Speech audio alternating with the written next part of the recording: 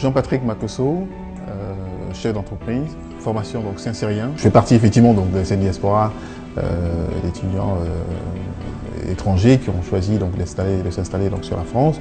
Donc mes activités sont en France, mes bureaux sont à Paris, etc. Même si je me déplace beaucoup sur les autres activités à l'international. Et pour moi, le métier que je fais aujourd'hui, en tout cas sur la partie conseiller stratégique aux entreprises sur l'implantation internationale, bon, c'est aller chercher les relais de croissance pour les entreprises françaises. 80% de mes clients sont des grosses boîtes françaises. Je vais un peu rendre un petit peu à ce que la France m'a donné. Donc, j'ai été formé ici, etc. Et puis, voilà, de faire un peu ce pont-là entre les entreprises françaises, les entreprises africaines, etc. Donc, c'est un peu, je joue sur cette bipolarité culturelle. Parce que je considère aujourd'hui, je suis français, je suis naturalisé français, donc j'ai la double nationalité, gabonaise et française.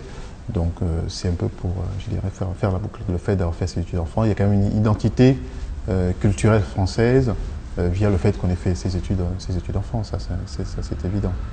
Enfin, de mon point de vue. Alors, être en contact avec les autres étudiants qui sont venus vers leurs études, tout simplement, c'est de leur permettre d'avoir, je dirais, un lien. Bon, pour les personnes qui sont installées comme moi, on peut apporter donc du conseil, on peut apporter de l'aide, hein, même en matière de recherche, donc de stage, etc. Moi-même, j'ai une autre activité dans mes cabinets où je travaille avec un associé, IBD Search, qui justement a pour cœur de métier trouver des stages pour les étudiants issus de la diaspora, parce que c'est pas toujours évident. Donc on a des accords particuliers avec les grandes entreprises pour les intégrer et puis en faire effectivement les futurs patrons de filiales lorsqu'ils veulent s'implanter dans un certain nombre de pays. Donc on a des opérations réussies déjà sur le Cameroun, sur le Gabon. Donc oui, le réseau il sert nécessairement pour, je dirais, apporter une valeur ajoutée hein, à l'ensemble des membres du réseau. Je ne pense pas que j'aurais pu faire le même parcours ailleurs.